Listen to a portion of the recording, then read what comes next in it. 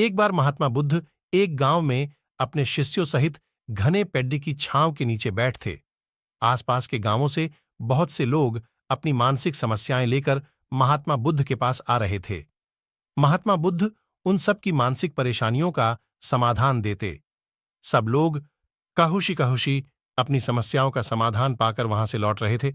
वहीं से कुछ दूर बैठा लोगों को बुद्ध के पास जाते देख एक दुखी भिखारी अपने भाग्य को कोसता हुआ यही सोचने लगा कि अभी कुछ देर पहले तो ये लोग दुखी मन से मुंह लटकाए उन महात्मा के पास गए थे, और अब इतना खुश होकर कैसे वापस लौट रहे हैं? आखिर माजरा क्या है? जरा मैं भी जाकर देखूं कि वो महात्मा ऐसा कौन सा खजाना बांट रहा है इन लोगों को। वे तो उसने देखा कि ये महात्मा तो लोगों को प्रवचन देकर लोगों के दुख का निवारण कर रहे हैं। यह देखकर भिखारी के मन में भी तीव्र इच्छा हुई कि क्यों न मैं भी इन महात्मा को अपना दुख बताऊं, मुझे भी अपने दुख का समाधान अवश्य मिलेगा। बस फिर क्या था, समाधान पाने की लालसा लिए भिखारी महात्मा बुद्ध के सामने पहुंचा और हाथ जोड़कर प्रणाम करते हुए बोला, हे महात्मा बुद्ध, मैं भी लोगों की मदद करना चाहता हूं। मुझे लोगों की मदद करने की बहुत इच्छा है, लेकिन मैं कैसे मदद कर सकता हूं? मैं बहुत गरीब हूं। मेरे पास न तो पैसे हैं और न ही कोई ऐसी चीज जिससे मैं किसी की मदद कर सकूं। मैं कोशिश करने पर भी किसी की मदद नहीं कर सकता। मुझे भगवान ने इतना गरीब क्यों बनाया है महात्मा? मुझ पर कुछ कृपा करो।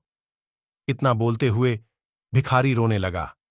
महात्मा बुद्ध बोले, आप बहुत अज्ञानी हैं, क्योंकि आप अभी तक इस भ्रम में जी रहे हो कि तुम्हारे पास कुछ नहीं, जबकि दूसरों को कुछ देने के लिए तुम्हारे पास बहुत कुछ है। तुम बिना धन और वस्तु के भी दूसरों की मदद कर सकते हो। तुम्हारे पास जुबान है, जिससे तुम मीठे शब्द बोलकर किसी के दुखी चेहरे पर मुस्कान ला सकते हो। इन्हीं शब्दों की ताकत से तुम किसी के भी टूटते हौसलों को फिर से मजबूत कर सकते हो। इन शब्दों की शक्ति से आप किसी के भी मन में सकारात्मक विचारधारा के बीज बो सकते हैं और उसे गलत रास्ते पर जाने से रोक सकते हैं। तुम्हारे दो हाथों से किसी भी कमजोर या लाचार व्यक्ति की सहायता कर सकते हो। आपके दो आंखें किसी अंधे को रास्ता दिखा सकते हैं। तुम किसी के लिए दुआ कर सकते हो। यह हो सकता है कि उनके बुरे काम फिर से हो जाएं।